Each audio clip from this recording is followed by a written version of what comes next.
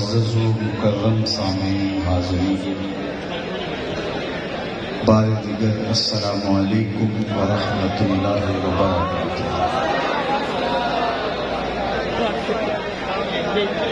مجھے اس بات کا شدت سے احساس ہے کہ گرمی کی جو کیفیت ہے اور آپ جس حالت میں اس اجتماع کی جو صورت ہے وہ پیش نظر ہے اور باہر سے گزر کے آیا ہوں، جو باہر حالات ہیں لوگوں کا اجتہام، تو میں چاہوں گا کہ زیادہ طویل خطاب نہ کروں، لیکن جو تھوڑا وقت آپ سے مخاطب رہوں گا، میری آرزو ہوگی کہ پوری توجہ سے انہماک کے ساتھ آپ میری جانب مبذول رہیں، توجہات کو میری جانب مرکوز رکھیں تاکہ چند باتیں جو آپ تک پہنچانا چاہتا ہوں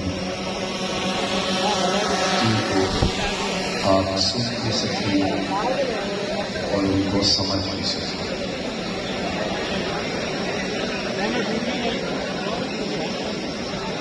اب یہ ٹون ہمیشہ ختم کر بس توجہ میری جانب ہے۔ کتاب رحمت قرآن مجید سے جو کلمات میں نے آپ کے سامنے رکھے ہیں ان میں اللہ جل شانہ نے ارشاد فرمایا، قُلْ لَا أَسْأَلُكُمْ عَلَيْهِ أَجْرًا إِلَّا الْمَوَدَّةَ فِي الْقُرْبَىٰ۔ اے محبوب فرما دو، اے لوگوں میں تم سے تبلیغ دین کا کوئی صلہ طلب نہیں کرتا، تمہارے تک جو پیغام حق کا ابلاغ کیا ہے، جو دین پہنچایا ہے، اس کا کوئی اجر تم سے نہیں مانگتا، کوئی صلہ تم سے طلب نہیں کرتا۔ ویسے یہ بات ذہن نشین رہے کہ تبلیغ جب صلے اور ستائش کی آرزو سے مبرہ ہو تو اپنے دامن میں تاثیر رکھتی ہے، ورنہ ہواؤں میں اڑتی ہوئی تتلیوں کی طرح لفظ اپنا رنگ تو جماتے ہیں لیکن من میں اترنے کا وہ لفظ فن نہیں جانتے جو غرض سے آلودہ ہوتے ہیں۔ اس لیے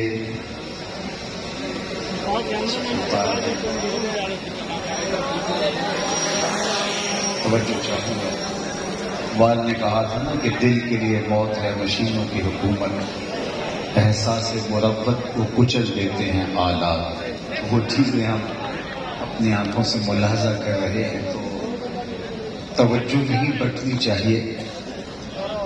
تو فرمایا کہ لا اسألکم علیہ اجرا، میں تم سے تبلیغ دین کا کوئی صلہ کوئی اجر طلب نہیں کرتا، کوئی اجرت نہیں مانگتا، اور تبلیغ بے لوث ہی ہونی چاہیے، کسی غرض سے آلودہ نہیں ہونی چاہیے۔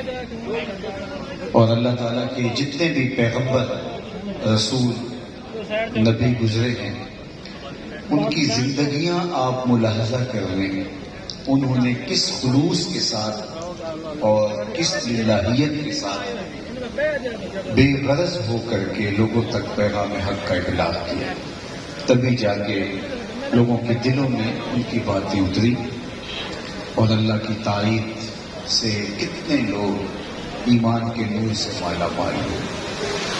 نبیوں کی زندگیاں ان کے شب و روز صداقت، سچائی، خلوص، للہیت کا ایک بین واضح ثبوت اور روشن حوالہ ہیں، لیکن اس کے باوجود تقریباً ہر پیغمبر کی زبان سے یہ بات کہلوائی گئی کہ تم ارشاد کر دو کہ میں تم سے تبلیغ دین کا صلہ نہیں مانگتا، حالانکہ ان کی زندگیاں اس کی عملی گواہ تھیں، ان کے شب و روز لوگوں کے سامنے تھے، کھلی کتاب کی طرح پیغمبروں کی زندگیاں لوگوں کے سامنے تھیں۔ تو اللہ گوارا نہیں کرتا کہ اس حوالے سے کوئی پیغمبر کی زندگی پر انگشت نمائی بھی کرے، اس لیے یہ بات باقی رسولوں سے، پیغمبروں سے بھی کہلوائی گئی اور یہ بات میرے اور آپ کے آقا مولا حضور ختم المرتبت سے بھی کہلوائی گئی کہ تم فرما دو اے لوگوں میں تم سے تبلیغ دین کا کوئی صلہ نہیں مانتا. اور عملاً بھی میں صرف ایک مثال آپ کے سامنے رکھتا ہوں کہ جب فرعون کو اس کے نجومیوں نے بتایا یا اس نے ایک خواب دیکھا تو معبرین نے بتایا کہ تیری راجدھانی میں ایک بچہ پیدا ہوگا جو تیرے تخت و تاج کو تاراج کر کے رکھ دے گا. تو وہ بولا میں وہ بچہ پیدا ہی نہیں ہونے دوں گا اور بچے قتل کروانے شروع کر دیے. علماء تفسیر نے لکھا 70,000 بچے قتل کروائے, 90,000 حمل گروائے. پھر کہا گیا اس طرح تو نسل ہی ختم ہو جائے گی. تو کہا ٹھیک ہے 1 سال بچے چھوڑتے ہیں اور 1 سال بچے قتل کرواتے ہیں. جس سال وہ بچے قتل کرواتا تھا اس سال حضرت موسیٰ علیہ السلام پیدا ہوئے, اور جس سال بچے چھوڑتا تھا اس سال حضرت ہارون علیہ السلام پیدا ہوئے. اب حضرت موسیٰ علیہ السلام کی ماں پریشان ہو گئی کہ بچہ پیدا ہوا, فرعون کے سپاہی سونگتے پھرتے ہیں, انہیں پتہ چل جائے تو پھر وہ میری گود سے بچہ چھین لیں گے اور قتل کر دیں گے. اور یہ ماں کی ممتا ہی جانتی ہے کہ یہ کتنا اذیت ناک ہوتا ہے. تو بڑی پریشان ہوئی. تو اللہ تعالیٰ قرآن مجید میں اس واقعہ کو بیان کیا ہے. موسیٰ کی طرف اللہ نے وحی کی, گھبرانے کی ضرورت نہیں, ایک صندوق تیار کرو اور اس کے بالائی حصے میں سوراخ رکھو اور اس میں حضرت موسیٰ علیہ السلام کو بٹھاؤ اور دریائے نیل کی موجوں کے سپرد کر دو, پھر میری قدرت کے تماشے دیکھو. ایسا ہی ہوا. ایک صندوق تیار کیا گیا جس کے بالائی حصے میں سوراخ رکھے گئے تاکہ ہوا کی گزرگاہ ہو, اور حضرت موسیٰ علیہ السلام کو صندوق میں بٹھا کر کے دریائے نیل کی موجوں کے سپرد کر دیا. اور ماں اللہ کے وعدے سے مطمئن ہو کے واپس گھر پلٹ آئی. لیکن حضرت موسیٰ علیہ السلام کی ہمشیرہ ان سے رہا نہ گیا. قرآن مجید پڑھیے, وہ دریا کے کنارے کنارے, نیل کے کنارے کنارے ساتھ ساتھ چلنے لگی. اور جب وہ صندوق ڈوبنے لگتا تو بہن کا دل بھی ڈوب جاتا, اور جب وہ تیر کے سطح آب پہ آتا تو بہن کے دل کو قرار ملتا. خدا کا کرنا کہ پانی کا بہاؤ صندوق کو سمت لے گیا جدھر فرعون کا محل تھا, اور فرعون کے ہاں اولاد نہیں تھی. شام کا منظر تھا اور وہ اپنی بیوی کے ساتھ پانی کنارے بیٹھ کے گزرتے ہوئے پانی کے لطف سے لطف اندوز ہو رہا تھا. اس نے پانی کے دوش پہ ایک صندوق آتے دیکھا تو دل میں شوق اور تجسس کی چنگاریاں روشن ہوئیں. غوطہ خوروں کو حکم دیا کہ دیکھو کہ اس صندوق میں کیا ہے, نکالو ذرا. تو وہ صندوق نکال لائے. تو جو ہی صندوق کو کھولا تو اس کے اندر ایک خوبصورت بچہ مسکرا رہا تھا. تو زوجہ فرعون برجستہ بولی کہ یہ بچہ تو میری آنکھوں کی ٹھنڈک ہے اور اس کو ہم اپنا بیٹا بنا لیتے ہیں. اللہ نے حضرت آسیہ کو بعد میں ایمان نصیب کر دیا. علماء نے کہا نبی کے ساتھ کیا گیا پیار کبھی رائے گا نہیں جاتا. اگر فرعون بھی کہہ دیتا ہاں میری آنکھوں کی بھی ٹھنڈک ہے, تو رب یہ نہ دیکھتا اس نے دعویٰ کیا, یہ دیکھتا میرے پیغمبر سے پیار کیا, اللہ اسے بھی ہدایت دے دیتا. خیر اس کا مقصود نہیں تھا. تو کہا کہ اس بچے کو ہم اپنا بیٹا بنا لیتے ہیں, ہمارے ہاں اولاد نہیں ہے. یہ طے ہو گیا. سب سے پہلی فکر دامن گیر یہ ہوئی کہ بچے کے دودھ کا انتظام کیا جائے. مختلف دائیاں بلوائی گئی, لیکن حضرت موسیٰ علیہ السلام کسی خاتون کا دودھ نہیں پیتے. قرآن مجید کا یہ مقام اٹھائیے, اللہ فرماتا ہم نے ان پر حرام کر دیا تھا کہ اپنی ماں کے علاوہ کسی خاتون کا دودھ نہیں پینا. اب یہ مسئلہ بن گیا کہ بچہ ہے اور دودھ نہیں پی رہا اور بھوک سے آثار حویدہ ہیں. اتنے میں حضرت موسیٰ علیہ السلام کی ہمشیرہ بھی چلتے چلتے موقع پہ آ پہنچی اور کہا کہ ایک دائی میری نظر میں بھی ہے جس کا دودھ بچے رغبت سے پی لیتے ہیں, کہو تو بلا لاؤں. انہوں نے کہا دیر کا ہے کہ گئی اور اپنی ماں کو ہی بلا لایا. تو انہوں نے دودھ پیش کیا تو حضرت موسیٰ علیہ السلام نے پی لیا. فرعون کہنے لگا کہ یہ تمہاری ذمہ داری ٹھہری رہائش بھی قریب کر دی کہ تم نے میرے اس بچے کو دودھ پلانا ہے. فرعون کہتا تھا میں وہ بچہ پیدا نہیں ہونے دوں گا. رب نے کہا مجھے رب نہ کہنا اگر تیرے گھر میں پال کے نہ دکھایا. سوال یہ ہے کہ اپنی ماں کے علاوہ کسی اور خاتون کا دودھ پینا اگر نبی کی شان کے لائق نہیں تو میرے اور آپ کے آقا و مولا نے حضرت حلیمہ سعدیہ کا دودھ کیوں پیا؟ ایک سوال کھڑا ہوتا ہے.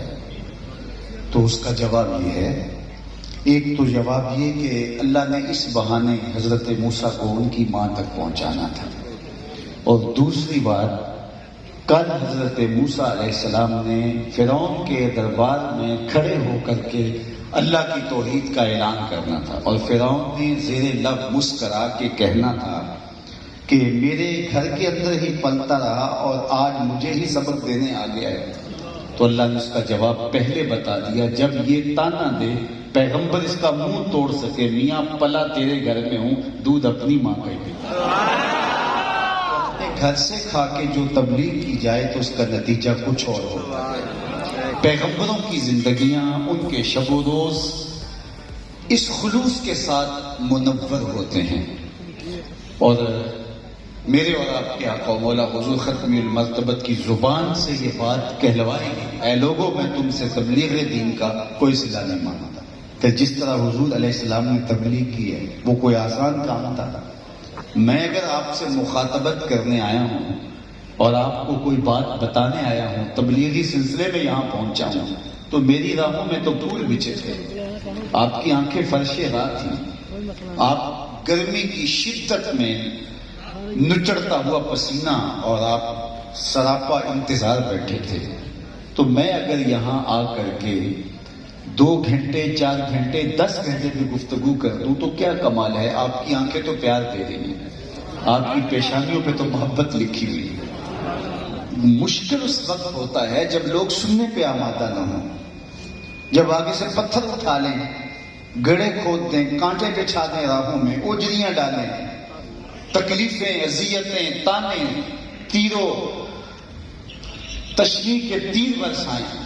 اس وقت حوصلہ ہوتا ہے کہ کون کس خلوص کے ساتھ میدان عمل میں موجود رہتا ہے. طائف کے بازاروں سے لے کے مکے کی گلیوں تک درد ہی درد بچھا ہوا دکھائی دیتا ہے. بدر، احد، حنین، یہ ساری کہانیاں پڑھیں، لیکن لوگوں تک پیغام حق کا ابلاغ کیا. لوگ سننے کے لیے تیار نہیں تھے، پھر بھی لوگوں تک پیغام حق پہنچایا. سورہ نور اٹھائیے، اللہ کا پیغمبر 950 سال تک، یہ عمر تبلیغ ہے، لوگوں تک پیغام حق کا ابلاغ کرتا ہے. لوگ سننے کی بجائے کانوں میں انگلیاں ٹھونس دیتے، اے نور تیری بات نہیں سنیں گے. جب لوگوں کے رویے یہ تلخ ہو جائے تو کون بیان کرتا ہے؟ آپ دوسرے کے اندر پھیر کے بیٹھ جائے تو مجھ سے تقریر نہیں ہو پائے. آپ کا پیار ہے جو مجھے آمادہ کر رہا ہے، لیکن اگر آپ کا رویہ تلخ ہو، آگے سے آپ کانوں میں انگلیاں دے لیں تو کون بیان کر پائے گا؟ لیکن قوم نوح کانوں میں انگلیاں ٹھونس لیتی ہے، اللہ کا پیغمبر رک جاتا ہے. اچھا کبھی تو تھک کے انگلیاں نکالو گے، جب نکالو گے تب پیغام دے دے جاؤ. اللہ اکبر. یہ پیغمبروں کی زندگیاں ہیں، اور پیغمبر اعظم کی زندگی طائف کے بازار دیکھ لیجئے، برستے ہوئے پتھر دیکھ لیجئے، ان لوگوں کے تلخ رویے دیکھ لیجئے. ام المومنین سیدہ عائشہ رضی اللہ تعالیٰ عنہ فرماتی، ایک دن میں نے حضور سے پوچھا کہ حضور کیا احد کے دن سے سخت دن بھی زندگی میں کبھی آیا؟ کیونکہ یہ دردناک دن تھا، 70 لاشیں پڑے ہوئے تھے. حضور کے چچا حضرت امیر حمزہ کو نہ صرف شہید کیا گیا، ان کا مسئلہ کر دیا گیا تھا. اعضائے بطنیاں کاٹ لیے گئے تھے، کان کاٹ لیے گئے تھے، ناک کاٹ لی گئی تھی، زبان کاٹ لی گئی تھی، کلیجہ نکال لیا گیا، آنکھوں میں نیزے چبھو دیے گئے اور ہار پرو کر کے اس کا گلے میں ڈالا گیا. بڑا دردناک دن تھا. حضور کے سر انور پہ پٹی بندھی تھی، آنکھوں میں آنسو تھے اور بار بار کہتے تھے ما فعل امی، میرے چچا کی کہانی سناؤ. دردناک دن تھا. تو کہا، میں نے کہا حضور کیا احد کے دن سے سخت دن بھی زندگی میں کبھی آیا؟ فرمایا ہاں عائشہ، طائف کے بازاروں میں تیری قوم نے جب مجھے پتھر مارے تو یہ دن احد کے دن سے بھی سخت تھا۔ حضور ان کے 3 سرداروں پر کے پاس پیغام حق کا ابلاغ کرنے کے لیے گئے تھے اور کہا کہ میں تمہارے پاس سچائی کی دعوت لے کر آیا۔ انہوں نے مسترد کر دیا، فرمایا جو میں نے کہا سو میں نے کہا، ٹھیک ہے یہ تمہارا میرا راز رہنا چاہیے، اہل مکہ تک یہ بات نہیں پہنچنی چاہیے۔ وہ مجھے تان و تشنیع کا نشانہ بنائیں گے کہ گئے تھے طائف میں، وہاں بھی قبولیت نہیں ہوئی، لوگوں نے بات نہیں مانی۔ انہوں نے کہا ہم کیوں راز رکھتے پھرے، بلکہ الٹا اوباشوں کے ہاتھوں میں پتھر دے کے حضور کی راہوں میں کھڑا کر دیا، اور جب آقا کریم پر وہ سنگ زنی کرتے تھے حضور کے پاؤں پہ پتھر مارتے تھے، حضور پاؤں اٹھا لیتے تو دوسرے پاؤں پہ سنگ زنی کرتے ہیں۔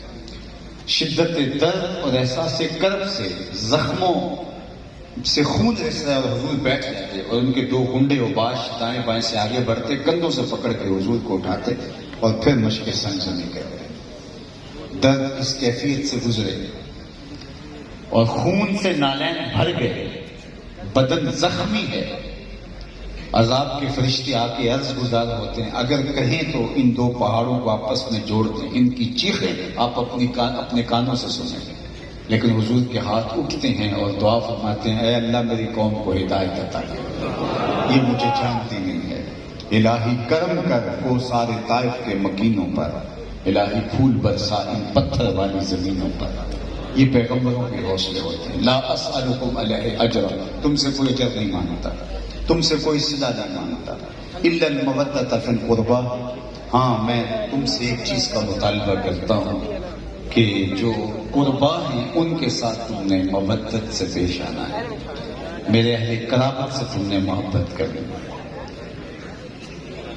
دنیا میں حضور کی زندگی کے شب و روز دین کی سربلندی کے لیے گزر رہے، تو کہا اس پر کوئی اجر نہیں ہے جو تم سے طلب کرے، لیکن ایک بات کہ میرے قرابت داروں سے تم نے محبت کرنی۔ اللہ اکبر! جب تبلیغ دین کا کوئی صلہ نہیں مانگا تھا تو قرابت داروں سے محبت بھی نہ مانگی جاتی؟ قرابت داروں سے محبت صلے کی صورت نہ بن جائے تو سنو، اہل بیت رسول سے محبت یہ پیغمبر کی ضرورت نہیں، یہ امت کی ضرورت ہے، کیونکہ اگر وہ اہل بیت کے ساتھ جڑ جاتے ہیں تو ان کے اپنے دین کی حفاظت ہوتی ہے۔ حضرت زید بن ارقم رضی اللہ تعالی عنہ سے روایت مروی ہے، آقا کریم نے ارشاد فرمایا، حضرت جابر بن عبداللہ الانصاری رضی اللہ تعالی عنہ بھی دیگر الفاظ کے ساتھ اس حدیث کو روایت کرتے ہیں۔ صحیح مسلم میں، ترمذی میں اور دیگر کتب حدیث میں یہ روایت موجود ہے۔ آقا کریم نے فرمایا انا تارک فیکم الثقلین، میں تمہارے اندر 2 بھاری چیزیں چھوڑ کے جا رہا ہوں۔ اللہ اکبر! جن چیزوں کو پیغمبر بھی بھاری کہہ رہے ہیں وہ کتنی بھاری ہوں گی۔ تمہیں لاوارث نہیں چھوڑ کے جا رہا، تمہارے اندر 2 بھاری چیزیں چھوڑ کے جا رہا ہوں، اگر تم ان کو مضبوطی سے پکڑ لو تم کبھی بھی گمراہ نہیں ہوگے۔ لن تضلوا بعدی، میرے بعد تم کبھی بھی گمراہ نہیں ہوگے۔ 2 چیزوں کے دامن کو مضبوطی سے پکڑ لو تم کبھی گمراہ نہیں ہوگے۔ کتاب اللہ، ان میں سے ایک اللہ کی کتاب، فیہ الہدی والنور فخذوا بکتاب اللہ واستمسکوا بہ، فرمایا کہ ایک اللہ کی کتاب جس میں روشنی ہے، جس میں ہدایت ہے، مضبوطی کے ساتھ قرآن کو پکڑ لو کبھی گمراہ نہیں ہوگے۔ اور ایک مقام پہ فرمایا کہ حبل ممدود من السماء الی الارض، یہ آسمان سے زمین کی طرف اللہ کی لٹکتی ہوئی رسی ہے، اس کو تھام لو گے تو کبھی گمراہ نہیں ہوگے۔ اور دوسرا فرمایا وَإِطْرَتِي، اور میرے اہل بیت نبوت، اور پھر 3 مرتبہ فرمایا اذکرکم اللہ فی اہل بیت، اذکرکم اللہ فی اہل بیت، اذکرکم اللہ فی اہل بیت، میں اپنے اہل بیت کے بارے تمہیں اللہ سے ڈراتا ہوں، تذکیر کرتا ہوں، نصیحت کرتا ہوں۔ تو 2 چیزوں کو مضبوطی سے تھامنے کی تلقین کی۔ سب سے پہلی اللہ کی پاکیزہ کتاب قرآن مجید، اور دوسری چیز اہل بیت کے دامن کو تھامنے کی تلقین کی۔ کیا قرآن کافی نہیں تھا کہ اہل بیت کے دامن کو تھامنے کی بھی تلقین ہوئی؟ قرآن ہر ضرورت کی کفالت کرتا ہے، ہر درد کا بداوا، ہر دکھ کا علاج، ہر مرض کی شفا ہے، ہر پریشانی کا حل اس کتاب میں موجود ہے۔ سیدنا علی المرتضیٰ رضی اللہ تعالیٰ عنہ فرماتے ہیں حضور نے قرب قیامت کے فتنوں کا ذکر کیا، جب آسمان سے بارش کی طرح فتنے برسیں گے، تو میں نے برجستہ عرض کی حضور پھر بچنے کی صورت کیا ہوگی؟ ارشاد فرمایا اللہ کی کتاب قرآن مجید۔ قرآن مجید ہمارے دکھوں کا بتاوا ہے، ہمارے دردوں کا ترجمہ ہے، ہمارے امراض کا علاج ہے، کامل مکمل اور اکمل شفا ہے قرآن کے دامن سے۔ اس سے جڑنے والا ہدایت کے گامزن ہے۔ قرآن کافی ہے، ہماری ضرورتوں کا کفیل ہے۔ حضرت جنید بغدادی علیہ رحمہ ایک مرید کو صندوق دیا، کہا بیٹا اس کو لے جاؤ اور دریائے دجلہ میں پھینکو اور سنو اس کو کھول کر پی دیکھیں اس کے اندر کیا۔ مرید نے وہ صندوق سر پہ اٹھایا اور دجلہ کنارے پہنچا، اور جو ہی اس نے صندوق پھینکا تو کیا منظر دیکھتا ہے کہ پانی نے راہیں کشادہ کر لی اور آغوش محبت میں اس صندوق کو سمیٹ لیا۔ بڑی حیرت ہوئی، واپس آیا تو شیخ سے کہا کہ حضرت اگر یہ منظر میری آنکھیں نہ دیکھتی تو زندگی پر کبھی سوال ہی نہ کرتا، لیکن مجھے بتایا جائے کہ صندوق میں تھا کیا جس کے لیے پانی نے بھی ادب کیا اور راستے چھوڑے، اور اگر وہ اتنی ہی کوئی متبرک شے تھی تو آپ نے پھینکوا کیوں دی؟ یہ ایک معمہ بن گیا ہے۔ فرمانے لگے تم یہ منظر نہ دیکھتے تو معاملہ اور تھا، اب تمہیں تسکین نہیں آئے گی، میں تمہیں بتاتا ہوں ماجرا کیا ہے۔ فرمایا 12 سال کی محنت شاقہ سے تصوف کے رموز و غوامض اور اثرات پر میں نے کتاب لکھی تھی، پھر 12 سال اس کی نوک پلک سنوارتا رہا کہ اس کا کوئی حرف، کوئی نقطہ، کوئی لفظ شریعت کے مزاج سے ہٹ کر نہ ہو، پھر 12 سال سوچتا رہا کہ اس کتاب کو لوگوں تک پہنچاؤں کہ نہ پہنچاؤں۔ آج 36 برس گزرنے کے بعد جنید نے یہ فیصلہ کیا ہے قرآن کے ہوتے ہوئے زمانے کو کسی کتاب کی ضرورت نہیں ہے۔ یہ میری 36 سال کی کمائی ہے جو تم پھینک آئے ہو۔ کتاب اتنی کافی ہے، اتنی وافی ہے، تو جب کتاب اتنی کفایت کرنے والی ہے تو پھر کیا ضرورت تھی کہ اہل بیت کے دامن کو بھی ساتھ تھاما جائے؟ تو احباب سنیے، ایک ہوتی ہے تھیوری، ایک ہوتا ہے اس کا پریکٹیکل، ایک عمل علم ہوتا ہے، ایک اس کی عملی مشق ہوتی ہے۔ اگر اسلام کی تھیوری دیکھنی ہے تو قرآن موجود ہے، اور اگر پریکٹیکل دیکھنا ہے تو کربلا کے تپتے ہوئے ریگزار میں حسین ابن علی کا کردار موجود ہے۔ اس لیے کہا تم دونوں کے دامن کو مضبوطی سے پکڑ لو، کبھی گمراہ نہیں ہو گئے۔ آج امت فرقہ فرقہ کیوں ہو گئی؟ ٹکڑیوں میں کیوں بٹ گئی؟ ایک امت 72-73 ٹکڑیوں کے اندر تقسیم کیسے ہوگی؟ حضور نے تو ضمانت دی تھی، لن تضلوا بعدی، میں ضمانت دیتا ہوں کہ میرے بعد تم گمراہ نہیں ہوگے، کبھی گمراہ نہیں ہوگے، اور امت 73 گروہوں میں بٹ گئی۔ تو حضور نے ضمانت دی تھی، لیکن ایک شرط کے ساتھ دی تھی کہ اگر تم 2 چیزوں کے دامن کو مضبوطی سے تھام لو گے تو کبھی بھی گمراہ نہیں ہوگے، ایک قرآن، ایک اہل بیت نبوت۔ گمراہی اس لیے ہوئی کسی نے قرآن کو چھوڑ دیا، کسی نے اہل بیت نبوت کے دامن کو چھوڑ دیا، اس لیے گمراہی پھیل گئی۔ انہیں مبارک ہو جن کے ایک ہاتھ میں قرآن ہے، ایک ہاتھ میں اہل بیت نبوت کا دامن۔ تو کہا اگر تم ان دونوں کے دامن کو مضبوطی سے تھامے رکھو گے، لن تضلوا بعدی، تو میرے بعد تم کبھی بھی گمراہ نہیں ہوگے، تم ہدایت کی راہوں پہ گامزن ہوں گے۔ تو قرآن کے دامن کو پکڑنے کی تلقین بھی کی اور کہا کہ اس سے وابستہ ہو جاؤ، اس کتاب سے جڑ جاؤ۔ اقبال نے کہا تھا گر تمی خواہی مسلمان زیستن، نیست ممکن جز بقرآن زیستن۔ اگر تو مومن بن کے جینا چاہتا ہے قرآن کے بغیر 2 قدم بھی نہیں۔ ذرا غور کیجئے، کیا ہماری زندگیاں قرآن سے خالی تو نہیں ہو رہی؟ ایک زمانہ تھا کہ جب صبح کا سپیدہ نمودار ہوتا تھا تو گھروں میں قرآن کھلے ہوتے تھے۔ میں نے دیکھا ہے بوڑھے اشخاص کو بھی جب ان کی نظریں کمزور ہو جاتی تھی تو بڑے سائز کے قرآن دستیاب ہوتے، اور وہ تکیے کے اوپر رکھ کے گرمیوں کی دوپہر میں درخت کے نیچے بان کی چارپائیوں پر بیٹھ کے بوڑھے بزرگ بھی قرآن پڑھ رہے ہوتے۔ اور آج میں دیکھتا ہوں کہ بابے بھی فیس بک پہ کچھ دیکھ رہے ہوتے۔ اقبال نے کہا تھا نوجوانہ جو زنا مشغول تن، از حیا بیگانہ پیرانے کہن، دخترانے او بچشم خود اسیر، شوخ چشموں خوش شوخ بینو خود بین۔ فرمایا کہ نوجوان جو ہے وہ عورتوں کی طرح ہر وقت اپنے تن کو سجانے میں لگ گئے اور حیا بوڑھوں کی نگاہوں سے بھی چھن گیا۔ آج قرآن چھن گیا ہے، آج حیا ساتھ رخصت ہو گیا۔ آج ذرا میں اور آپ تجزیہ کریں اپنے اپنے گھروں کا۔ ہمارے گھروں کے اندر صبح کا آغاز قرآن کی تلاوت سے ہوتا ہے، اگر ہوتا ہے تو مبارک ہو تمہیں، اور اگر نہیں ہوتا تو پھر اس سے بڑی کوئی نحوست نہیں ہو سکتی۔ یہی وجہ ہے کہ دولت کی فراوانی کے باوجود برکت رخصت ہو گئی، اور ہم بھاگتے ہیں کہ کسی نے تعویذ ڈال دی ہے، کسی نے بندش کر دی، کسی نے جادو کر دیا، کسی نے کوئی ہمارے اوپر ایسا اثر ہے کہ آج ہمارے گھر کے اندر برکت نہیں ہے، افراد خانہ ایک سے دوسرے سے الجھ رہے ہیں۔ اور میاں وہ جو کسی نے تعویذ کیا ڈالنا تھا، خود بے برکتی اور نحوست ہمارے گھروں میں اتر آئی ہے، اور قرآن سے ہم دور ہو گئے ہیں۔ تو قرآن سے نیڑے اگر ہم ہوتے ہیں، اس کتاب سے جڑتے ہیں، تو پھر زندگی کے اندر نور، نکھت، روشنی اور اجالے پیدا ہوتے ہیں۔ تو کوئی دن میرا اور آپ کا خالی نہ جائے جس دن ہم قرآن کے کم از کم 2-4 رکوع ترجمے اور مفہوم کے ساتھ پڑھنے کا مزاج پیدا نہ کریں۔ اور اگر یہ مزاج بن جاتا ہے اور ہمارے گھروں میں قرآن کھلنے لگ جاتا ہے تو دیکھنا کہ زندگی کتنی خوبصورت ہے۔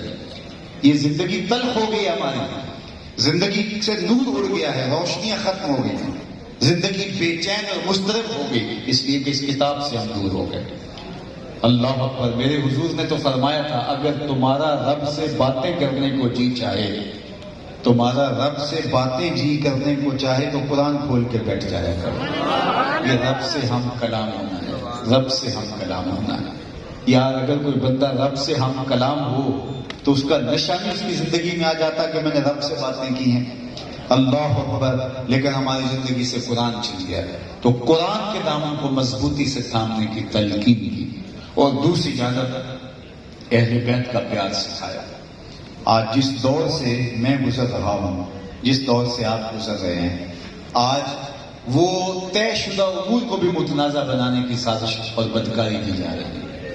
اہل بیت ہماری روحوں میں ان کی محبت لکھی ہے، صحابہ کا پیار ہمارے رگ و ریشہ میں محو نفوذ۔ صحابہ اور اہل بیت میں منافات نہیں ہیں، تو صحابہ اور اہل بیت ہماری زندگی ہے، ان کا پیار ہمیں سکھایا گیا ہے۔ اہل بیت کی محبت ہمارے خمیر میں رکھی گئی ہے۔ ایمان ہو اور اہل بیت کی محبت نہ ہو، یہ کیسے ہو سکتا ہے؟ میرے اور آپ کے آقا مولا نے فرمایا، احب اللہ لما یرزقکم من نعمہ، اللہ اکبر، من نعمہ، اللہ سے پیار کرو اس لیے کہ اس نے تمہیں طرح طرح کی نعمتیں عطا کی ہیں۔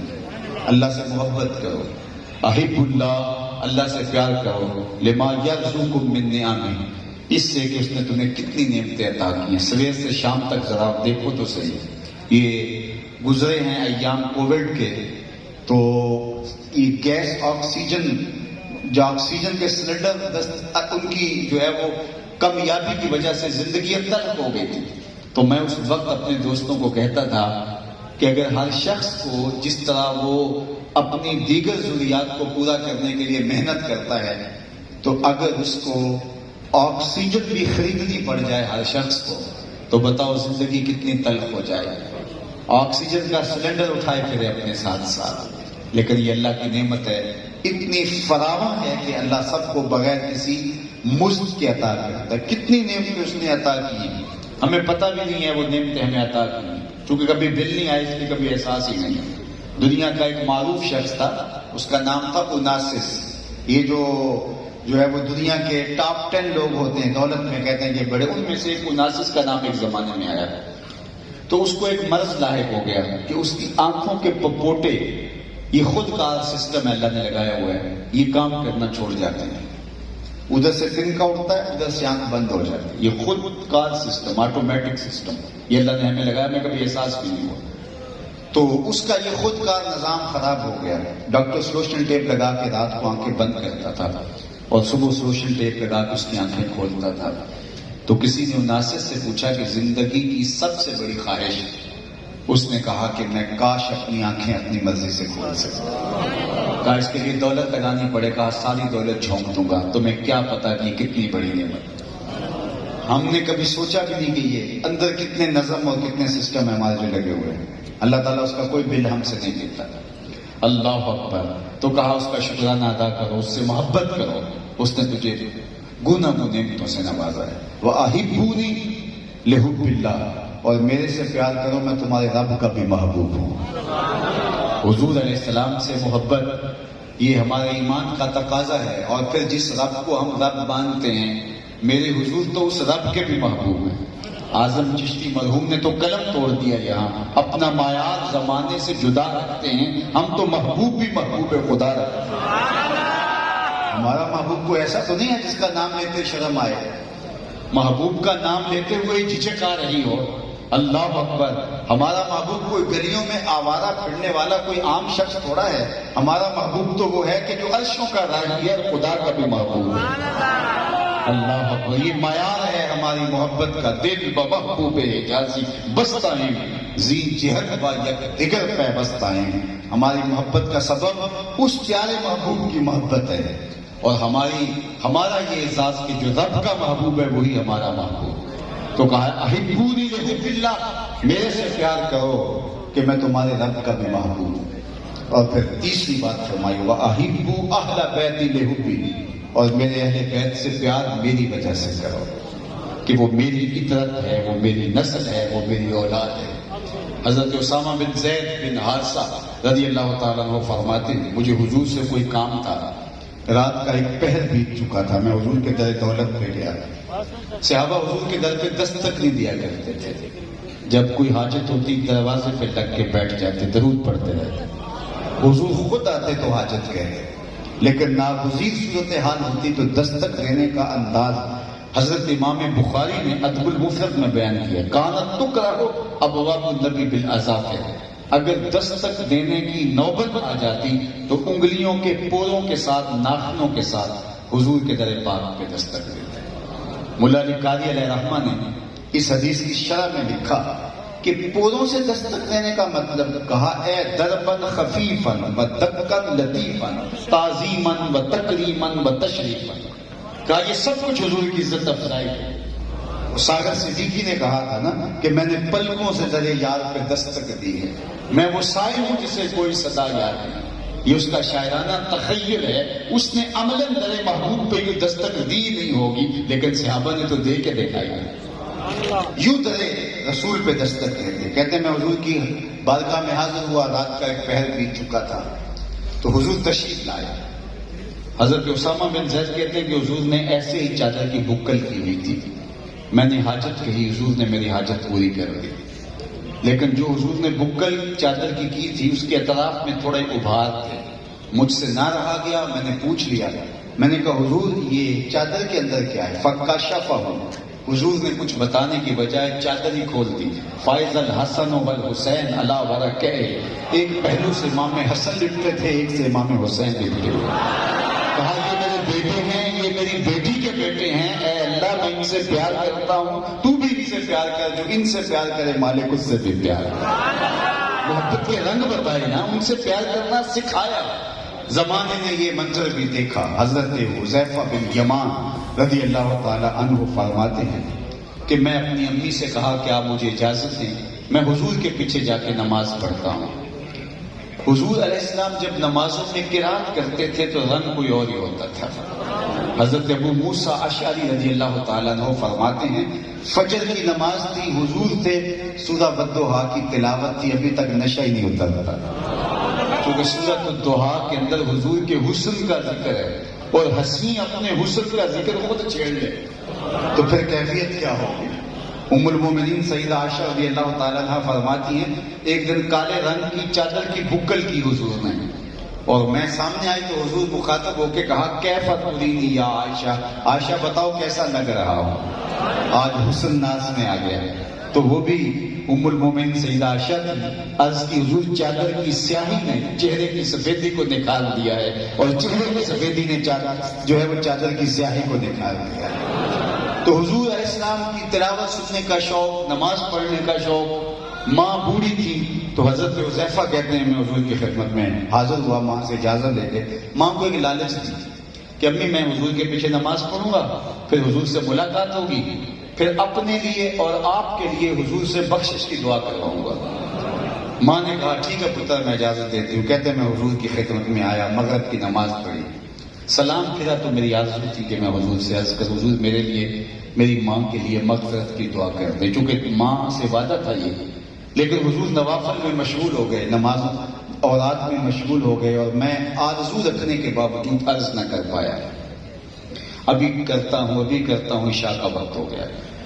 پکاری جانے لگی نماز عشاء.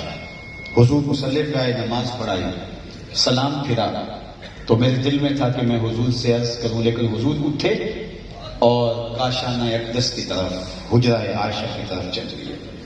مسجد نبوی کی جنہوں نے زیارت کی ہے وہ جانتے ہیں وہاں سے فاصلہ کتنا ہے.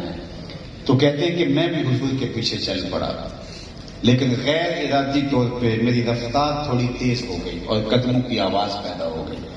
حضور علیہ السلام نے رخ پھیرے بغیر فرمایا من ھذا, میرے پیچھے پیچھے کون آ رہا ہے؟ اور پھر خود ہی فرمایا حذیفہ تو نہیں؟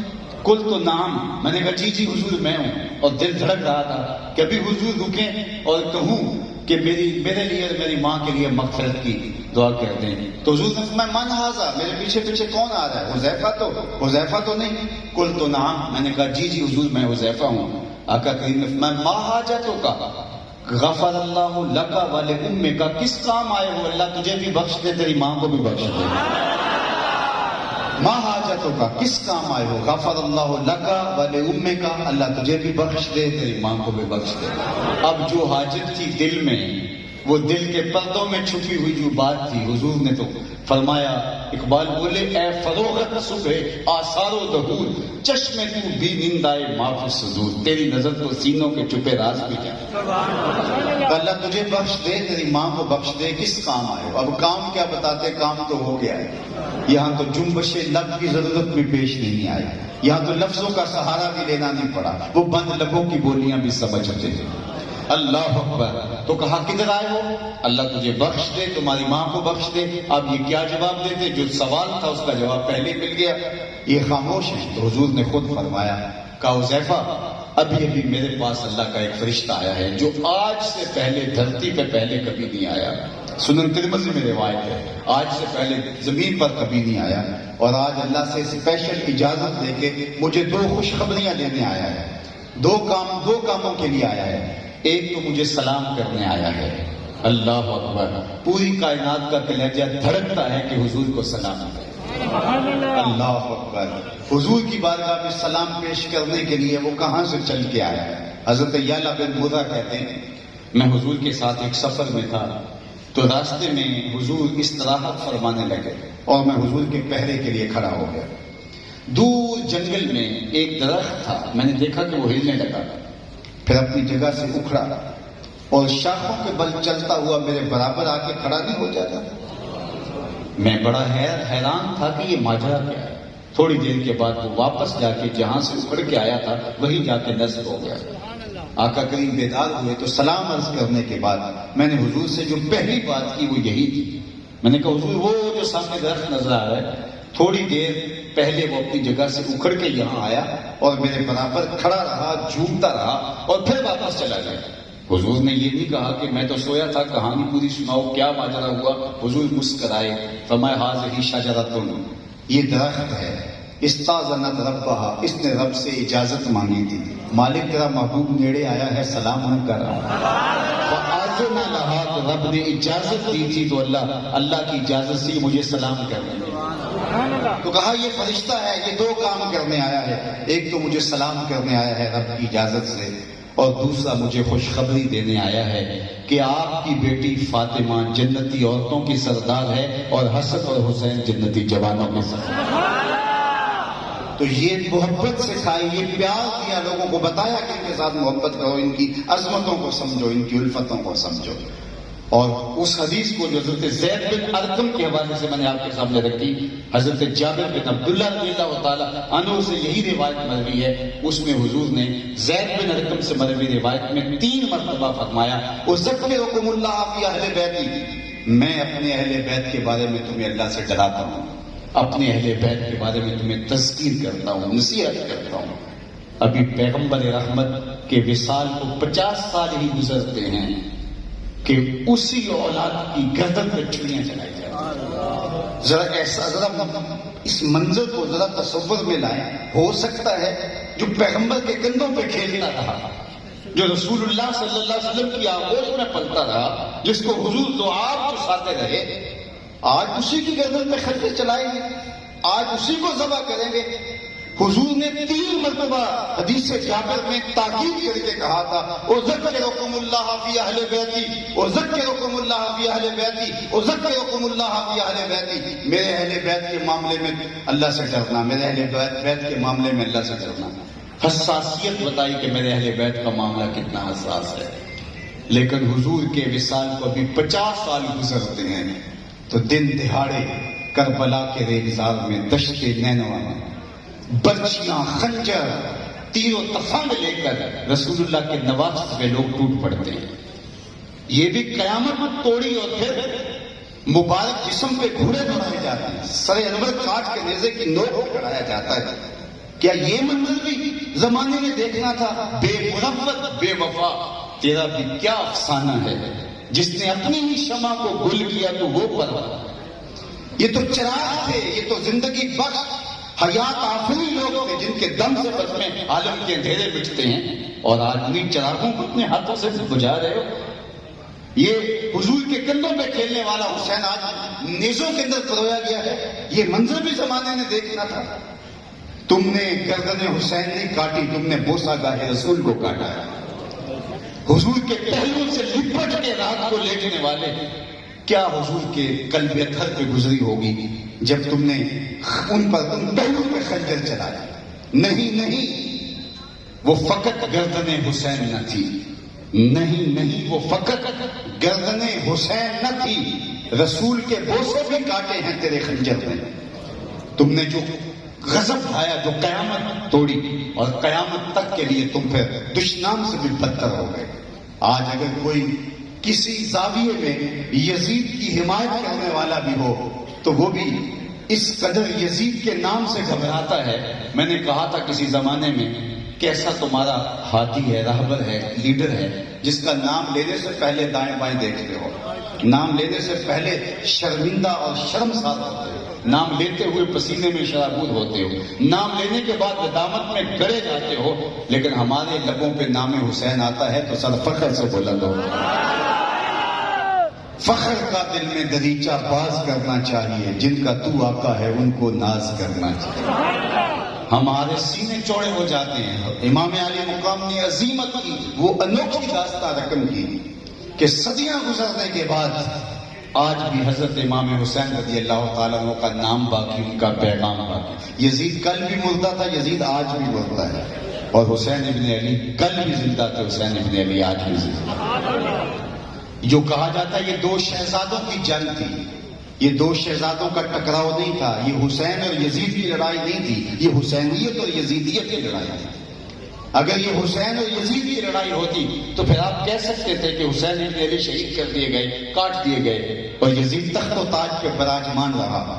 لیکن یہ لڑائی نظریات کی تھی، یہ اقتدار کی نہیں تھی، اقدار کی تھی. اس لیے یہ یزیدیت اور حسینیت کی لڑائی تھی.